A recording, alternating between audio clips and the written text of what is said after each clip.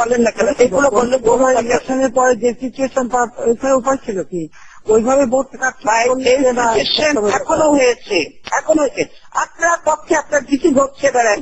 আপনি বলতেছেন ডিসি নৌকা ভোট খেয়ে বেড়ান, কি কথা বলছে আর পত্রিকা কি কথা বলছে পত্রিকা এগুলো ঠিক আজকে ভোট চাচ্ছেন, কালকে ডিসিতে বলবেন ব্যালট ভর্তি করো, ইলেকশন নন, এগুলো কথাবার্তা হতে পারে না।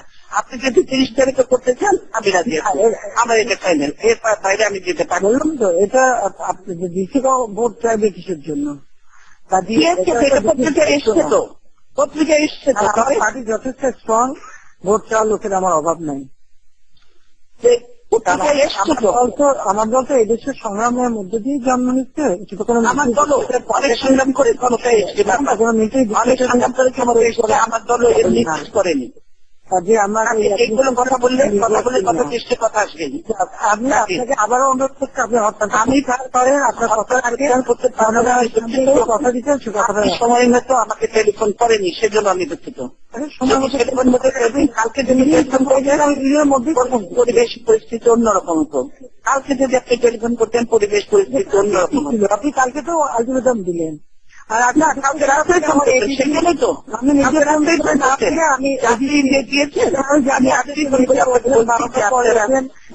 আপনাকে ডেটটা 1টার দিকে ফোন করছি, তাও পাইনি। আপনি বলছেন ফোন যদি না বলছে আমার এডিসি সেই ডেটটা 15 থেকে সে চেষ্টা করছে, এবং শিমুল বিশ্বাসের সাথে সে বারবার কথা বলছে, নাহলে কত 20 বলেছেন যে আমি ডাকবো কথা বলবো, আমাকে দিলেন না। আমি তো বলেছিলাম 9টার সময় আসতে দেবো, নেতারা সবাই থাকবে, তাহলে তখন যদি বলতেন তাহলেও আমি আপনি আরো আপনার বললেন না, আমি বসে থাকলেন যে 6টা আমার জরুরি মিটিং, আপনি জানেন আমি কোন মিটিং এ দেরি করতে আমি পছন্দ করি না। অলরেডি যদি মনে করেন যে মিটিং ইম্পর্টেন্ট না এটা ইম্পর্টেন্ট, তাহলে আপনার মিটিং সব মিটিং ইম্পর্টেন্ট, তাহলে আপনি বলতেন যে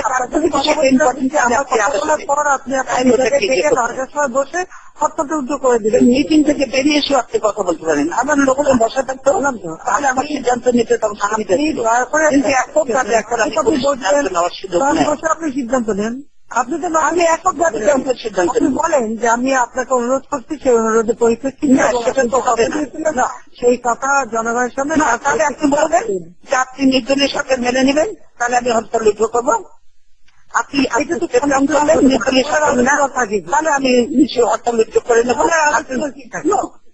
আলোচনা আরো অনেক থাকে, আলোচনা অনেক কমিয়ে থাকে। আপনি বলেন যে হ্যাঁ আমি নির্দলীয় সরকার মেনে নেবো, আপনি হত্যা লিপ্ত করেন, আমি আপনার আমার 90% ঠিক থাকা সত্ত্বেও আমি আপনাকে আহ্বান নিজের না করে আপনি সর্বদলীয় সরকার হয় না, আমরা সর্বদলীয় সরকারের কোন সময় এগুলো অংশগ্রহণ করিনি। আপনি এর আগেও বলেছেন সেগুলো হতে পারে না।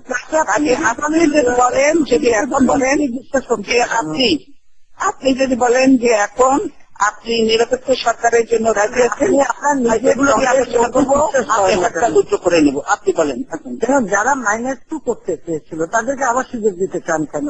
আমি দিতে চাই না, সেটা আপনি আপনি যে ভাষায় কথা বলেন না, আপনি তো খুব মধুর ভাষায় কথা বলছেন, আমার কানে কথা বলেন সেটা তো আমরা শুনি, কথা বলতে আমরা শুনি না। আমরা যেটা চাচ্ছি যে পার্লামেন্টে আমরা আছি, পার্লামেন্টে আমরা যেহেতু আছি, কখনো আপনি অপোজিশনে, কখনো আমি অপোজিশনে, কখনো আমি সরকারে, কখনো আপনি সরকারে, আমরা যা করবো পার্লামেন্টের ভিতরে আমরাই। আপনার মিটিং এর আপনার মিটিং এ যাওয়ার কথা আপনি দেরি করছেন তো, আপনার মিটিং এর কপি আমি করতে চাচ্ছি না, সেই জন্য আমি সব কথা হয় না,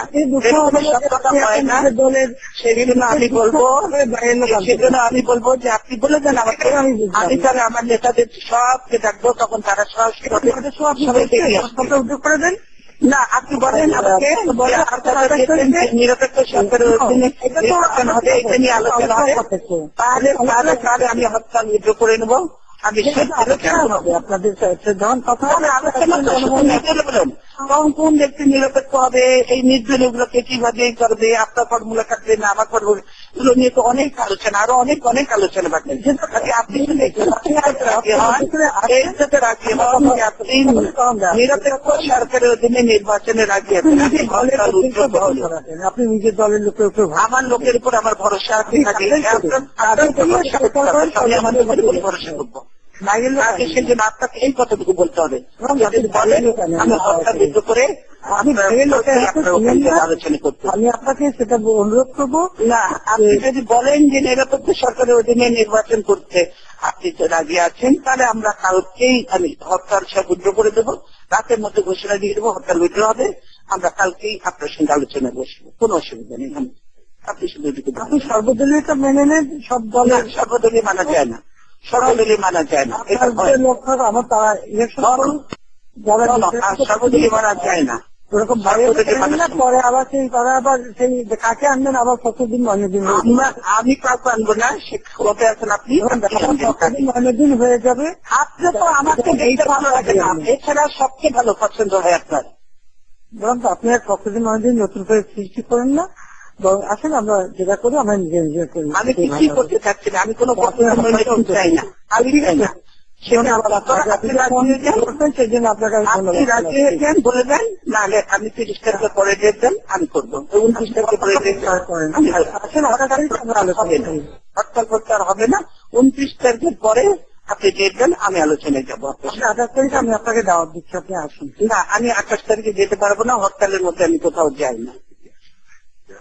হ্যাঁ, কার দেখালে আনবেন বলেন, আপনি 28 তারিখ আসছেন। 28 তারিখ আমি যাবো না, আপনাকে কে ওখান থেকে প্রম করছে সেটাও আপনাকে পেয়েছি। 28 তারিখে হরতাল উইথড্র হবে না, আপনি যদি 30 তারিখে করতে চান আমি হরতাল উদ্যম করবো।